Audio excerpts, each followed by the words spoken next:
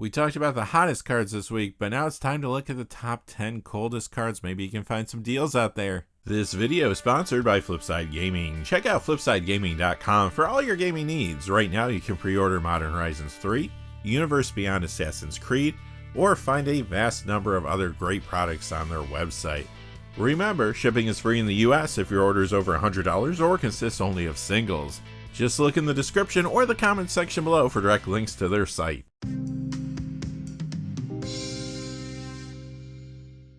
Hey there, this is John from Heroes and Legends, and welcome to another edition of the Magic the Gathering Market Watch, where today we're looking at our top 10 coldest Magic cards. These are the ones that are moving down in value this week. Like I said in the cold open, if you're looking for deals, these are some cards that you may want to take a closer look at this week. As always, the cards in our top 10 are based on a couple pieces of criteria. We want to see a decrease in the percentage value of these cards, but we also want to see a true decrease in sales from week to week. Quickly before we get started though, just one fast thing. I do want to say thank you to one of our gold patrons. That is Thomas Wright. Thomas has been a big supporter of the channel, a gold patron for a very long time. And I do want to take this moment to say thank you, Thomas. Couldn't do this without you and without viewers like yourself. I truly appreciate all the support you have given the channel. And now, without any further ado, let's get into it. Coming in at number 10 is Descent into Avernus. This is down $1.07 to $4 for a 21% decrease. This card has been hot recently due to an increase in commander play because of several newer cards. Many were putting this in popular Mr. House President and CEO builds. That was a card from the Fallout Hail Caesar commander deck. More recently, Outlaws of Thunder Junction was moving the card. Some wanted it to upgrade the most wanted commander deck, while others were putting in fresh builds around a card from there, Vehan Goldwaker. Descent into Avernus, though, was also in builds around a couple of cards from the main set. Magda the Horde Master is one, but it does have an upkeep trigger, so the card that was moving it the most was this one here, Obeka Splitter of Seconds. Now, however, players are completing their Obeka builds and starting to turn their attention to cards and strategies being revealed in previews for Modern Horizons 3.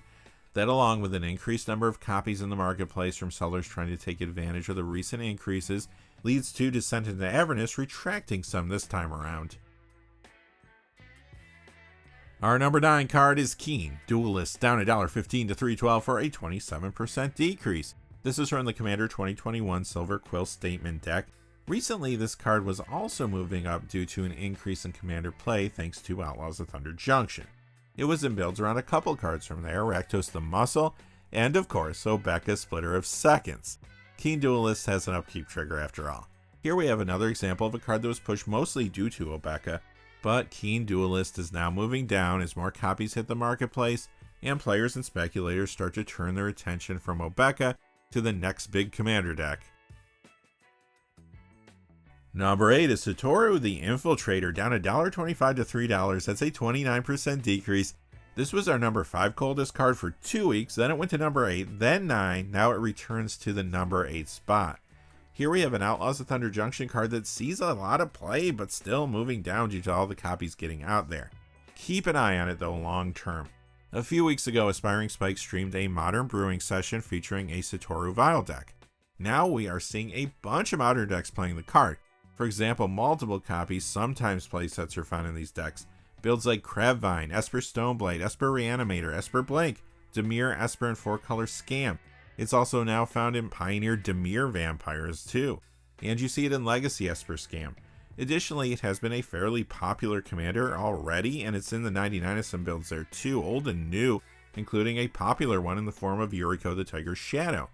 I do think once attention moves away from Outlaws of Thunder Junction, you might just see this card slowly begin to creep up, just due to the sheer amount of play it's been getting. Number 7 is Rogue Class. It goes down $1.43 to $2.94 for a 33% decrease. This was our number 17 card on the hot list 3 weeks ago, number 12 2 weeks ago, but you might remember it made our cold list last week at number 10. Now it is at number 7 as sellers bring more copies to the secondary market to try to cash in on the high price point. What made it hot originally though? It's a card that lets you play cards you don't own, so it was moving as some players grabbed it to upgrade the Outlaws of Thunder Junction Grand Larceny Commander deck, while others wanted it for fresh builds around a couple cards from there, the front-facing commander Gonti Canny Acquisitor, and Felix Five Boots. Rogue Glass is still higher though in price than it was before it began to spike in mid-April.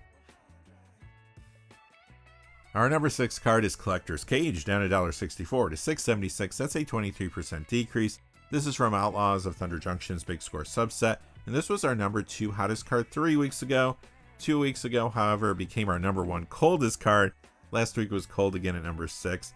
There are a few reasons this card has been losing value. First, more copies were sent to the marketplace when sellers wanted to take advantage of the initial spike. Secondly, lots of packs of Outlaws have been getting open. More copies are getting into players' hands all the time. And thirdly, it's still seeing play, but not as much as it was a few weeks ago. Some decks have given up on this card. It has been seeing some Pioneer play in Selesnya mid-range, but Modern was the reason this card spiked upon release. It was getting played there in a few builds, but now you really only see it in Mardu mid-range, although there are typically 4 copies of it in that deck. Put it all together, and Collector's Cage continues to retract. Before we get to our top 5, just a quick reminder that this video is sponsored by FlipsideGaming.com. Check out their website. Right now you can pre-order Modern Horizons 3 products there. You can also now pre-order Magic the Gathering, Universes Beyond, Assassin's Creed products too. Plus they have a whole lot of other things on their website, Magic related and otherwise. Remember, if your order's over $100 or it consists only of singles, shipping will be free in the United States. And if you're looking for their website, it's real easy to find. Just go down to the comments section or the description below. I have direct links in both places. And now, without any further ado, let's get to the top 5. Coming in at number 5 is Vexing Puzzle Box, down $1.71 to $8.28. That's a 17% decrease. Well, this is a die roll card, and I'm sure you remember when these were all the rage. Many players wanted this for their new Mr. House President and CEO Commander builds. However, the Commander market moves quickly, and some of these Mr. House cards like Vexing Puzzle Box have been falling as players turn their attention to builds around Obeka Splitter of Seconds from Outlaws of Thunder Junction. Now the market's moving on to cards and strategies from Modern Horizons 3, like I mentioned earlier. Important to note, though, that Vexing Puzzle Box is still more expensive than it was when the spike began at the end of February, but it continues to trend down. Number 4 is Leyline Dowser, down $2.99 to $6 for a 33% decrease. This is from the Outlaws of Thunder Junction Quick Draw Commander deck, and it spiked wildly last week, landing at the number 4 spot on our hot list. Obviously, it is seeing Commander play in some fresh builds around the front-facing Commander from its pre-con, Stella Lee Wildcard, but Leyline Dowser is also getting played now in Legacy as a Delver builds to hit things like Brainstorm and Ponder. Using it in as a Delver first took off in Japan, now it is happening stateside too. But how many times have we seen this? A card spikes aggressively, the very next week it is moving down some as more copies enter the marketplace. Coming in at number 3 is Court of Embereth, down $3.47 to $12.95. That's a 21% decrease. This is one of the Wilds of Eldraine Commander cards that was found in the set boosters, and it was number 11 on the hot list last week. Recently, this did gain some steam as an upgrade to the Fallout Hail Caesar Commander deck, while other players decided to put in fresh builds around the front-facing Commander from there, Caesar Legion's Emperor. It was also seeing more Commander play around a card from Outlaws of Thunder Junction's The Big Score subset, that is Loot the Key to Everything. But you know why this card and some other Courts and Grixis colors have been hot recently. Again, it's Obeka Splitter of Seconds from the main set. Players and speculators have been all over Good Upkeep Matters cards these last few weeks, and Court of Embereth was no exception. This week, though, it finally retracts as the market begins to move on to other things. Number 2 is Extravagant Replication, down $5.78 to $20.78. That's a 22% decrease. This is from the Streets of New Capenna Maestro's Massacre Commander deck. And here we have another card with an upkeep trigger, so players and speculators caused this to spike aggressively a few weeks ago. Commander players wanted it for builds around a couple cards from Outlaws of Thunder Junction. One was Ariat the Beguiler, but of course, the other one that was truly driving the price jump was Obeka Splitter of Seconds. Like the previous card though, this one moves down as the focus of the market shifts to Modern Horizons 3 and Assassin's Creed previews. And finally, coming in at number 1 is Urza's Workshop, down $12.69 to $21. That's a 38% decrease.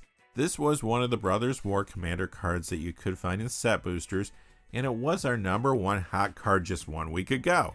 Sometimes it sees Legacy play in Mystic Forge combo, and it gets a fair amount of Commander play too. Many times it's in Zulodok Void Gorger, for example, But now some think this may be a good upgrade to the upcoming Modern Horizons 3 Eldrazi Incursion Commander deck. However, you never know, it could be reprinted there. What we're seeing here though is a tale as old as time. A card spikes wildly one week, the next week it drops down as sellers throw copies of the marketplace in an attempt to take advantage of the higher price. And just like that, that does it for our top 10 cold cards of the week. But if you're interested in finding out what cards are hot, what are the ones that are moving up in value, well, we did do a video looking at the top 10 hot cards yesterday, so make sure you don't miss that. Check it out. There's some interesting ones on there. Until next time, though, hey, thanks for watching. Please remember to like and subscribe, and have a great day. Hey, thanks for watching. This video is made possible through the generous support of viewers like you on Patreon. Check out the description below for links to our Patreon page, as well as our Amazon affiliate store, where a small percentage of all sales will also help support the channel. Finally, if you haven't had a chance yet to subscribe, hit that subscribe button so you don't miss any of the new videos on Heroes and Legends. Talk to you again soon, and have a great day.